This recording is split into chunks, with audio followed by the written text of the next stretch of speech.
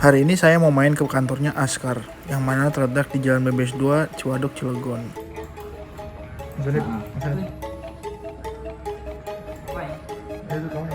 Senyum, biasa senyum, jangan senyum. Oke, siap.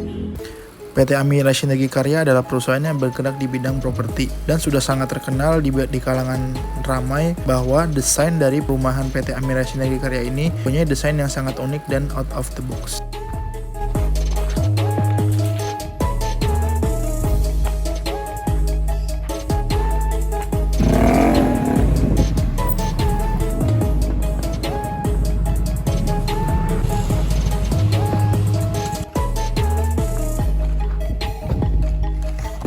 Ini adalah proyek terbaru dari PT Amira Sinergi Karya, yaitu Sakinah Residen Cilegon, yang sangat viral karena desainnya sangat minimalis tapi keren dan berbau-bau rumah Jepang.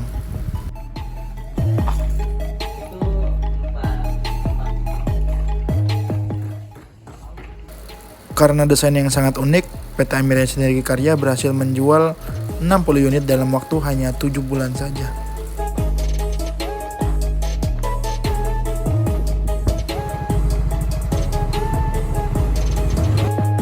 Tidak hanya sekedar developer, tapi PT Amira Sinergi Karya juga memperkerjakan putra-putri terbaik dari kota Cilegon dan juga mereka memberdayakan masyarakat Cilegon untuk Cilegon yang lebih baik.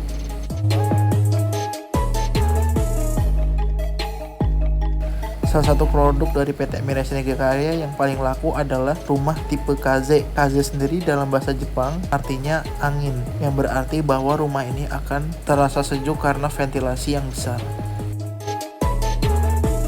Sampai saat ini, Sakinah Residen Cilegon adalah proyek dari Askar Property yang paling diminati warga Cilegon karena desainnya yang sangat bagus.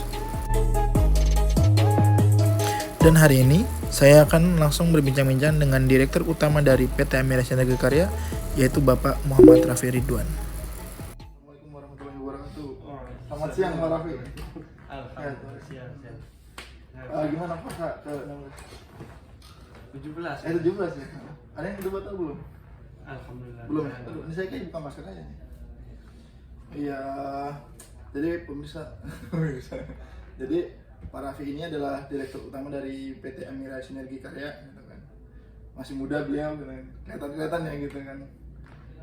Nggak kelihatan, kalau bisa dibilang kan perutnya kurang buncit sebagai direktur gitu. Tapi perlu saya tekankan gitu, soalnya memang di video ini kan emang harus yang direktur di wawancara. Oh gitu. Jadi saya harus tekankan lagi gitu kan, takutnya nanti yang nonton ini direktur bukan gitu kan, perutnya nggak buncit gitu. Itu kalau saya yang direktur. Jangan karbitan ya. Gitu. Iya, jadi hari ini kita akan membahas sedikit tentang namanya tuh creative production, Pak Direktur. Ya. Pernah ada pelajaran di SMK? Nggak ada lah. Nggak ada ya. Itu kita learning by doing aja. Jadi creative production ini juga untuk mata kuliah saya di creative production, dan mau sedikit wawancara gitu kan, wawancara. Misal nanti di tengah jalan nih, kan udah akad. Ya kita lanjutin tadi jalan yang sudah terpotong. Gak apa-apa ya masukin. Jadi wawancaranya harus 25 menit. Waduh. Lama. Lama banget Pak. Oh iya. Saya juga nggak tahu ini. Kita ngobrol yang lain juga nggak apa-apa ya? Apa-apa sama. Ayo. Jadi gini, jadi kan kita udah tahu nih Pak ya, desain dari, jadi PT Amira, sebelumnya saya jelasin dulu, PT Amira Sinergi Karya ini perusahaan yang bergerak di bidang properti, bisa bilang Pak Raffi ini developer lah gitu. Jadi sebagai orang yang bergerak di bidang properti tentunya terbiasa membuat desain ya, mengukur tanah, membuat desain itu terbiasa ya. Itu kesukaannya. Kesukaan ya. Dari kecil memang hobinya. Oh iya, betul. Kebetulan begitu. Kebetulan gitu. Iya. Kan kita udah tahu nih Pak ya, desain dari proyek terbaru dari PT Amira Sinergi Karya itu Sakinah Residen ya, Cilegon. Yang viral ada Cilegon ya. Iya, Viral banget. Itu viral kok. Cukup viral lah. Tetangga saya aja nanya, Oh, iya. rumahnya apa ya gitu. Iya. Alhamdulillah gitu. Jadi ini basicnya perusahaannya di Cilegon. Kita semua udah tahu ya, desain dari tipe KZ dan tipe yang terbaru ini tuh sangat unik ya, bisa dibilang ya. Out of the box lah gitu. Nah harus begitu. bahkan yang bisa dibilang kita tuh lihat desainnya itu beda lah, sangat berbeda. Maksudnya gini loh, orang tuh biasa bikin desain setipe kan, ini sangat berbeda dengan yang lain gitu kan. Nanti gambarnya ada muncul di sini. Nanti kalau mau tahu gambarnya desainnya seperti apa seperti kita membahas dulu yang tipe KZ gitu. Yang ini yang terbaru kan? Terbaru mungkin kan ada. Mungkin gini deh, mungkin bisa dibahas dulu dari awal mungkin pernah pertama kali ngedesain rumah itu kapan? Suka ngedesain gitu. Udah lama banget dari zaman sekolah dulu dah. Intinya gini, ya dari pribadi personal memang senang menggambar. Jadi apa yang ada di kepala tuh pengen direalisasikan di kertas atau di suatu bentuk gitu ya. Dan udah di sampai situ nggak pengen berhenti, pengennya ini nyata nih, gimana cara supaya nyata. Akhirnya kan kita usaha, salah satunya ada minat ke developer itu, karena kalau gambar rumah ya pengen nyata berarti harus dibangun rumahnya. Harus bangun rumahnya. Kan gimana caranya? Intinya melampiaskan itu sebenarnya. Melampiaskan ya. Melampiaskannya positif tapi. Jadi ya, jadi intinya kalau dari bayangan kita ya, jiwa setinya keluar atau dari kreasi kita diwujudkan dalam bentuk gambar, kemudian jadi realisasi jadi real, bentuk real, itu kepuasan sendiri. Ada puasannya ya. Jadi seakan-akan itu dream come true. Dream come true gitu ya. Itu memang nilainya itu. berawal dari hobi, terus pelampiasan gitu. Pelampiasannya ke situ. Hobi menggambar. Itu bagus tuh, apa namanya? Maksudnya hobi, jadi pekerjaan yang sesuai hobi gitu. Memang kita membuat itu memasukkan nilai-nilai dalam sebuah desain, itu ada pesan yang kita sampaikan. Ada satu sisi itu, satu sisi juga sisi komersialnya. Yang kita keluarkan juga yang banyak disukai pasar. Gini Pak, jadi di pelajaran creative production, di mata kuliah saya di creative production tuh ada beberapa proses dalam tahap berpikir kreatif. Oh ya. Saya mau jelasin sedikit ya, masih sedikit biar nanti kita tanya jawabnya itu mengarahnya ke sana. Iya, saya juga biar tahu ilmunya lah. Ya. Jadi dalam berpikir kreatif itu ada pertama itu belajar. Ya, biasanya orang itu menemukan inspirasi atau menemukan ide itu karena dia belajar. Ketika dia belajar sesuatu, dia belajar sesuatu, dia menemukan ide, akhirnya dia menemukan itu. Pertama belajar ya. Kedua, jadi kita ini dulu paradigmanya tuh orang Indonesia, orang kreatif itu anggapnya memang dari lahir kreatif. Kayaknya belum semua. Suara bocor banget. Nah, jadi paradigmanya orang Indonesia tuh orang kreatif itu memang sudah terakhir sebagai orang kreatif, tapi maksudnya kreativitas itu tidak bisa diasah gitu. Nah, itu kan paradigma di Indonesia. Paradigma. Nah, sebenarnya salah. Nah, benar. Apa? Sebenarnya kreativitas itu bisa diasah dengan cara ya tadi itu belajar. Nah, yang keduanya ada tahap kreatifnya itu tahapnya latihan. Latihan itu mungkin bisa lebih ke apa? Ya lebih sering-sering ngaji gambar, kalau memang desain sering-sering cari inspirasi gitu kan. Nah, setelah dari belajar tadi terus latihan, nanti muncullah ide. Biasanya ide tuh yang biasanya tiba-tiba gitu loh kan. Ada inspirasi, ide. Terus setelah ide dimunculkan, adalah namanya investigasi gitu. Kira-kira ini idenya bagus nggak gitu kan? Dia dianalisa, investigasi. Setelah diinvestigasi, mixing mungkin mau nyampein pesan, barulah nanti kelima itu membuat sketsa. Iya. Sketsa setelah membuat sketsa, biasanya kan sketsa udah ada gambarannya ya. Nah, biasanya orang-orang yang di kreatif itu minta tahapnya itu curah pendapat. Iya. Curah pendapat itu biasanya masukan-masukan, kayaknya ini bagus nggak sih? Apa ditambahin seperti apa? Tambahin seperti apa? Itu tahapan selanjutnya dari setelah kita bikin sketsa itu. Nah, terus yang kedua itu masa inkubasi. Masa inkubasi itu kayak masa-masa mencari ilham gitu loh. Maksudnya kayak pematangannya gitu. Touch up kayak bener kan setelah menerima pendapat, setelah kayak merenung, akhirnya idenya digabungin, bagus nggak nih gitu kan. Nah, setelah masa inkubasi itu selesai, akhirnya riset, ini kira-kira bisa menjual apa enggak produknya, tes pasar, terus verifikasi baru launching, dijadwal terus eksekusi. Nah, jadi ada 11 tahap ya gitu kan. Nah, yang mau saya tanyakan di sini itu selama membuat perumahan itu selama membuat desain dari Sakina Resident tadi, tipe KZ, tipe Seiya, tipe Akira sama tipe Fuji itu, Pak Raffi sempat ada pembelajaran nggak? Maksudnya sempat belajar nggak tentang kreatif itu? Atau memang kreatif itu sendiri saja gitu? Ada belajar sedikit nggak tentang berpikir kreatif atau apa gitu, mungkin di SMA atau pernah lihat di YouTube atau di Google gitu? Kalau pelajaran secara kognitifnya sih saya nggak ada. Cuma kan intinya kreatif itu kan bisa dibilang kita mewujudkan apa yang kita bayangkan atau kita inginkan dengan versi kita. Intinya diwujudkan aja. Sebenarnya kreatif itu harus diwujudkan, kalau cuma dalam bayangan, dalam pikiran doang nggak disebut kreatif, namanya ngawang-ngawang, masih dalam pemikiran Mas. Tapi kalau udah berwujud, entah diwujudkan produk, gambar atau ide sketsa aja, itu udah disebut kreatif menurut saya ya. Iya. Yang maksudnya ini kan teori ya. Iya, terus dengan dia berlatih terus sehingga kreativitasnya itu kalau disukai banyak orang kan kita lebih senang lagi, akan kita keluarkan lagi. Ternyata yang lain responnya bagus, keluarin lagi.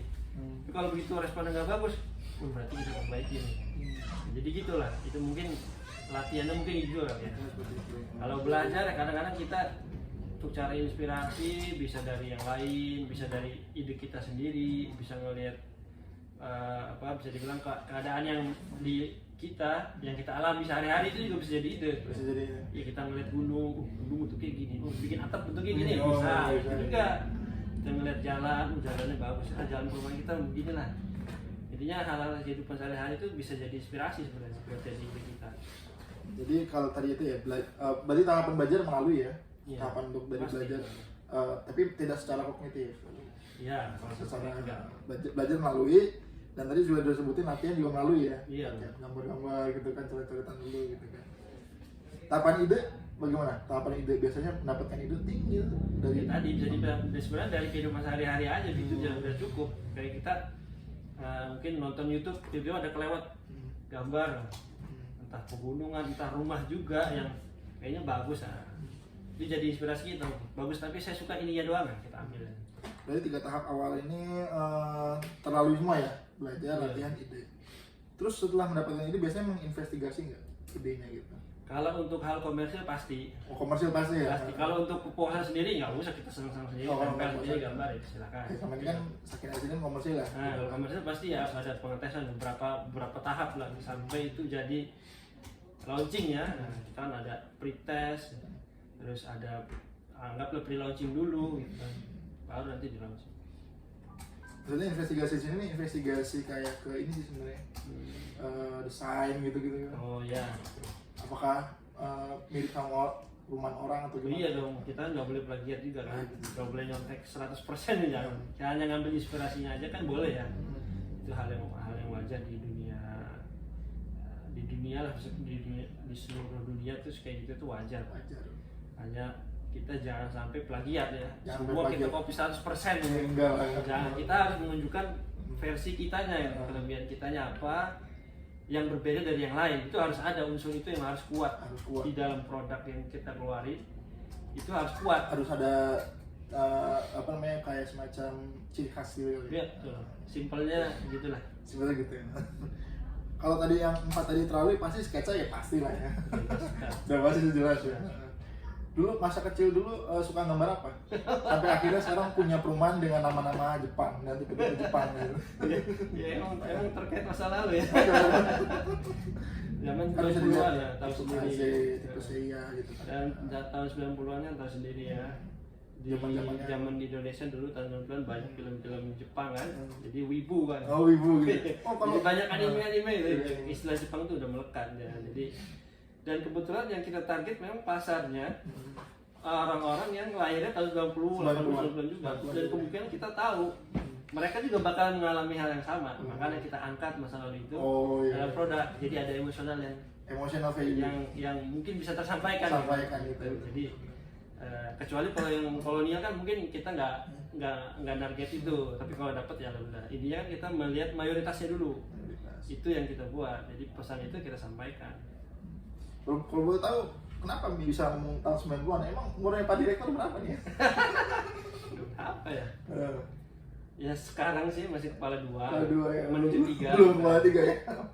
Menuju 3. Kan apa namanya? Jangan dikira bukan direktur ini ya, gitu kan. Umur muda, wibu lagi gitu. Ada seperti itu sekretaris itu. Nah, setelah membuat sketsa tadi ada namanya curah pendapat. Setelah bikin sketsa sebenarnya pernah nggak kayak apa nanya, kira-kira bagusnya gimana ya? Mesti lah. Mesti. Apalagi kita di perusahaan ya. Kita banyak ahli-ahli atau partner-partner kita yang punya mungkin sudut pandang yang lain. Kadang kita itu bisa melihat kekurangan itu dari orang lain. Dari orang lain.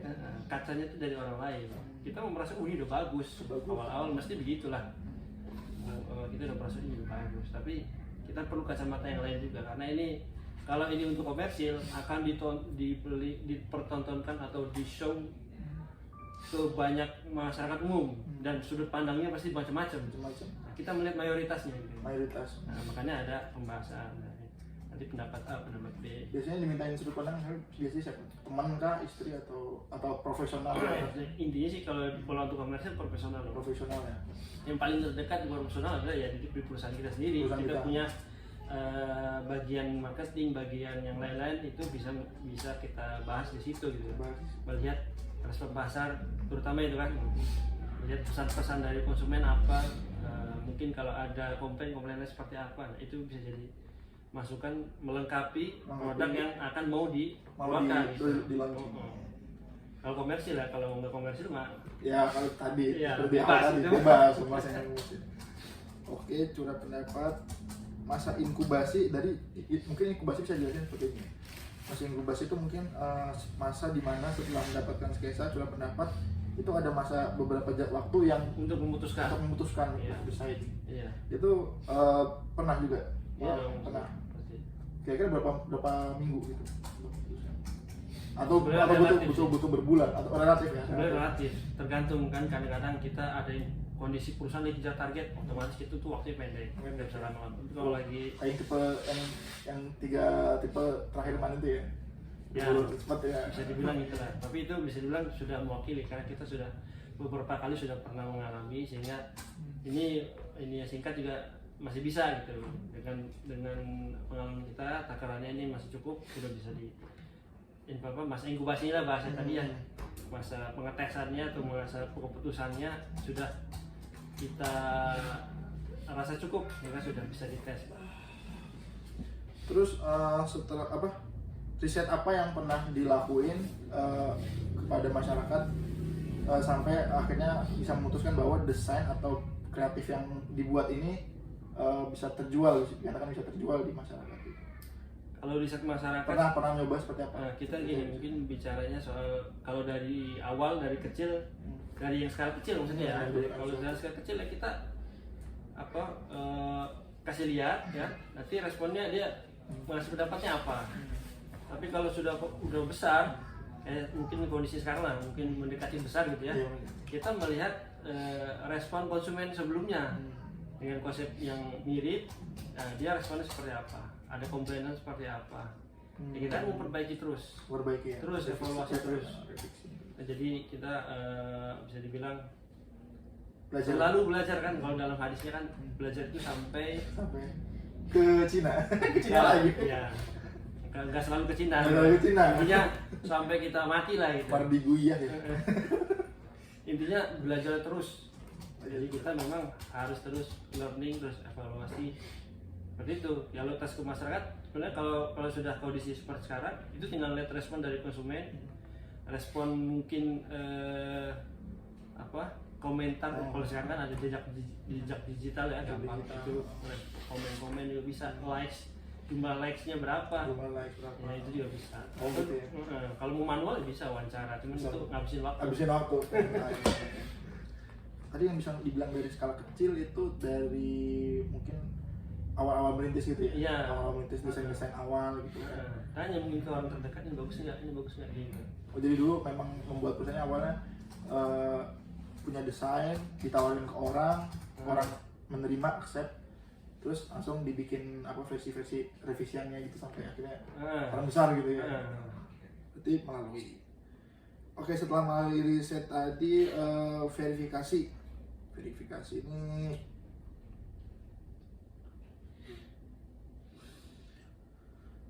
verifikasi itu tahap dimana kita memastikan layak atau tidak ide kita untuk benar-benar di istilahnya kalau mobil itu di showroom kan gitu, Iya. pasang. Ya mungkin kalau di kita sih ada namanya pre-launching, itu Pre-launching, dites dalam waktu berapa lama langsung, tapi produk itu udah jadi udah diputuskan ini, tapi dites itu bisa dibilang semacam pre-launching. Ada nggak yang minat? Kalau minat mereka langsung melakukan pendaftaran segala macam. Kalau bahasanya mah ada namanya NUP lah gitu kan. NUP, ya. Mereka sudah melakukan NUP berarti respon sudah bagus. Itu baru diputuskan, barulah kita launching beneran, fisiknya baru kita buat. Kalau belum melalui itu kita belum berani bikin fisiknya. Belum. Jadi lebih aman ya, lebih Ya, bisa. Itu lebih ideal untuk perusahaan. Kemudian ada jadwal. Jadi selama tadi dari awal sampai terakhir tadi, biasanya untuk melakukan creative production itu, biasanya berpikir tentang membuat produk kreatif, itu biasanya Pak Raffi itu memberi jadwal nggak sih, kira-kira deadline sketsa segini, atau memang sekendak hati aja, maksudnya saya lebih senang desain tuh saat ini gitu.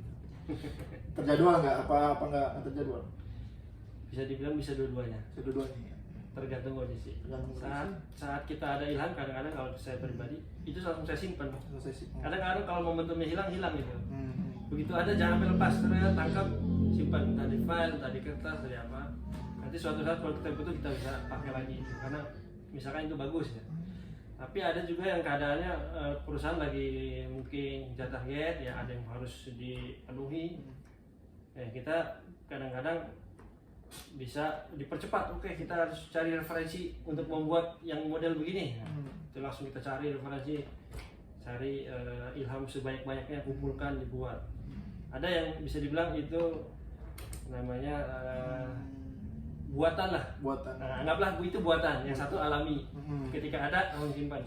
Kadang-kadang juga ketika kita butuh, kita kalau memang kebutuhan pasar mirip dengan ide kita yang alamiah itu, yang kita simpan, itu bisa kita ambil juga. Tapi kalau nggak cocok, maksudnya permintaannya lagi yang model 2 lantai nih, kita kemarin nyimpannya 1 lantai, nggak dipakai. Kalau permintaan 1 lantai terus ini 1 lantai cocok, bisa kita pakai. Jadi emang ya tergantung dari demand juga ya, demand dan apa mungkin ya kondisi. Jadi nggak harus benar-benar saklek terjadwal. Apalagi direktur kan. Iya. Santai aja ya. Punya bawa direktur santai. Bisa dua-duanya sih. Kalau saya bilang bisa dua-duanya, tergantung keadaan. Oh ini sedikit apa intermezzo kan mungkin mau memberikan sedikit nih. Bedanya jadi pegawai dan direktur itu apa? Ke apa? Perbedaan terbesarnya. Kan dulu pernah ya Pak Raffi jadi pegawai. Cerita hidup nih. Pegawai terus jadi direktur. Apa perbedaan terbesarnya? Kalau dari sudut keuangan ya tentu lebih besar. Dari segi waktu juga lebih luasa. Jadi cuman dari segi tanggung jawab jauh lebih besar. Intinya itu. Terus faktor resiko juga jauh lebih besar. Tantangannya lebih besar. Kita bisa dibilang kalau dari pegawai dilindungi oleh perusahaan. Jadi tidak ada orang yang bisa mengganggu dia. Karena dilindungi perusahaan. Kalau kita dari pengusaha atau jadi yang punya perusahaan lah bahasanya, kita harus melindungi karyawan. Sehingga kita tanggung jawabnya besar kan. Jadi kita harus berpikir besar gitu. Otomatis harus terbiasa dengan beban-beban pikiran seperti itu. Kalau nggak terbiasa ya harus dibiasakan kalau mau jadi pengusaha. Jadi sebenarnya, tapi kalau di mata Allah itu sama aja. Allah hanya melihat takwanya yang tergantung sudutnya. Cuman kan kita bisa dibilang kalau jadi pengusaha manfaat kita lebih banyak. Jadi bisa memberi manfaat kepada sesama lebih banyak. Nah ini mungkin terakhir eksekusi ya pasti ya udah ya. Setelah semua proses tadi dari mulai belajar tinggal jalanin aja. Gaskan aja. Jadi intinya begini, dari 11 teori tadi semua terlaksana itu dia. ada yang terlewat nggak mungkin? Iya, insya Allah sih Terlaksana semua, Cuman ya. istilahnya saya baru tahu. Istilahnya aja ya. Ya soalnya kan ini kan disuruh dosennya kan mungkin ada yang nggak sesuai dengan teori gitu. Orang berpikir kreatif, ada yang nggak sesuai dengan teori, ada yang mungkin teori baru. Teori kan namanya up to date gitu. Iya. Saya kan ini ya para figurnya. Mungkin banyak mahasiswa sekarang ya Oke. lulusan bukan dari saya dari Universitas Sultan Agung Tirtayasa BUMN ya. BUMN Plat merah. Ya? PTUN berganti umum negeri. Banyak anak muda sekarang itu salah perspektif seperti misalkan mereka itu kuliah, ketika banyak teman saya yang nanya lu kuliah buat apa sih gitu kan. Gua kuliah buat nyari kerja gitu. Maksud saya tadi lupa poinnya apa ya. Salah persepsinya itu. Maksud saya gini, bisa nggak mungkin kasih sedikit motivasi atau bukan pesan dan kesan kepada anak muda sekarang zaman sekarang ini bahwa sebenarnya kuliah itu bukan lebih kuliah itu sekedar lebih dari hanya tidak harus untuk mencari kerja. Bisa sedikit memberi pesan gitu kan, biar anak muda ini terbuka pikirannya jangan untuk kerja doang. Mungkin kalau dari saya juga mengalami masa-masa itu ya. Intinya gini, kalau untuk anak muda zaman sekarang ya, sebenarnya bekerja ataupun berusaha itu sama-sama mulia. Yang penting semuanya halal ya. Nah, intinya tinggal semua pilihan kita ya. Jadi tidak juga kita menjatuhkan orang yang kerja, tidak juga terlalu menggugurkan orang yang usaha. Sebenarnya sama aja gitu. Intinya tinggal kemampuan kita maunya, keinginan kita maunya seperti apa. Kita pengennya resikonya yang kecil aja lah, pengen kerja aja silakan cari kerja sebaik-baiknya. Tapi kalau kita pengen yang manfaatnya lebih besar, hasil lebih besar, siap dengan resiko dan tanggung jawabnya, itu ya silakan juga membuat usaha yang besar-besarnya, dengan yang penting caranya yang baik, yang halal, nggak boleh nipu orang, nggak boleh merugikan orang gitu kan. Kurang lebih intinya gitu. Tapi satu sisi gini, ya ada satu hadis itu kan yang salah satu yang motivasi saya juga ya, sebaik-baiknya manusia itu yang paling bermanfaat kepada manusia lain. Itu satu nilai tersendiri, tentunya mungkin bisa dibilang bisa jadi pahalanya lebih banyak ya. Bisa jadi ya, tergantung niatnya. Kalau niatnya bisa menjaga, insya Allah itu pahalanya lebih banyak. Tapi cobaannya juga akan lebih banyak. Nah, tinggal dari kita masing-masing, kita maunya seperti apa ya. Kan nggak bisa juga kalau semua kerja semua, nanti yang punya perusahaan siapa? Nggak ada. Harus timbang. Tapi ntar semua usaha semua, nanti yang kerja siapa? Nggak ada. Jadi semua harus imbang. Tapi memang gini, kondisi kita di nasional kita sendiri sebenarnya kita masih kekurangan pengusaha, entrepreneur masih kekurangan. Jadi pesan saya, kalau bisa, mungkin berapa persen dari kalian semua ini punya semangat wirausaha juga, harus ditumbuhkan. Karena ya masa iya sih kita bisa dibilang selalu kerja di perusahaan luar negeri terus, yang punya orang luar negeri gitu kan. Terus negara kita dibangun sama orang luar. Nah, alangkah lebih baiknya kita tinggal di negara kita, yang bangun ya kita juga. Itu aja pesan dari saya. Gila, luar biasa, sangat inspiratif sekali pesan-pesan dari Pak Raffi. Oke, gitu aja mungkin, sekian. Terima kasih banyak Pak Raffi atas waktunya. Mudah-mudahan tahap 1, 2, dan 3 ini bisa sukses. Amin. Dan bisa cepat-cepat PT Amira Syariah bisa semakin tinggi. Semakin kalau bisa bilang di pasar saham itu value-nya makin naik ya.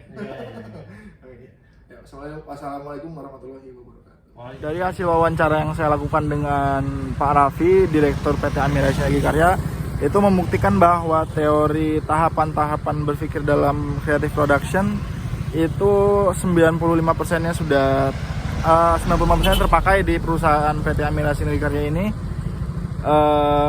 Di PT Amira Syariah Karya ini direkturnya ketika membuat desain, for your information, direkturnya dia itu juga desainer bangunannya.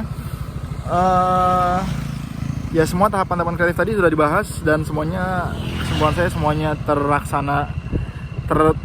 semuanya terlaksana tahap-tahap, mulai dari belajar, terus mulai dari latihan, mulai dari sketsa segala itu semuanya tercapai, semuanya terlakukan, apa ya bahasanya, semuanya digunakan.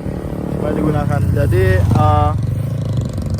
mungkin ada beberapa orang yang mungkin memang tidak perlu tahapan-tahapan seperti itu, termasuk tadi juga ketika pembahasan seperti sedikit ada yang tidak digunakan dari teori-teori itu, tapi juga bisa dibilang sedikit digunakan. Jadi saya katakan 95%. Jadi sebenarnya untuk berpikir kreatif mungkin kita bisa menggunakan teori tahapan creative production karena itu sangat membantu. Tapi kita juga bisa mungkin lebih efektifnya ke mungkin kita punya teori sendiri mungkin nggak tahu ya pengusaha lain seperti apa, nggak tahu desainer seperti apa, nggak tahu orang yang bekerja di bidang kreatif lain seperti apa berpikir kreatifnya mungkin teori-teori ini bisa membantu dalam cara berpikir kreatif. Atau mungkin untuk orang yang sudah lahir dengan imajinasi, lahir dengan secara kreatif, lahir dengan kemampuan kreatif, kemampuan yang imajinatif, mungkin teori-teori tidak perlu. Tapi mungkin untuk orang yang belajar ingin menjadi berpikir kreatif dengan baik dan benar, itu mungkin teori ini perlu gitu. Jadi menurut saya tahapan-tahapan di dalam teori creative production ini sangat dibutuhkan untuk dipelajari, sangat berguna untuk dipelajari. Oke, itu mungkin sekian yang bisa saya sampaikan. Kurang lebihnya mohon maaf. Saya Remika Muhammad, kelas dari mahasiswa jurusan Ilmu Informasi Universitas Suganda Jakarta, mengucapkan Assalamualaikum warahmatullahi wabarakatuh.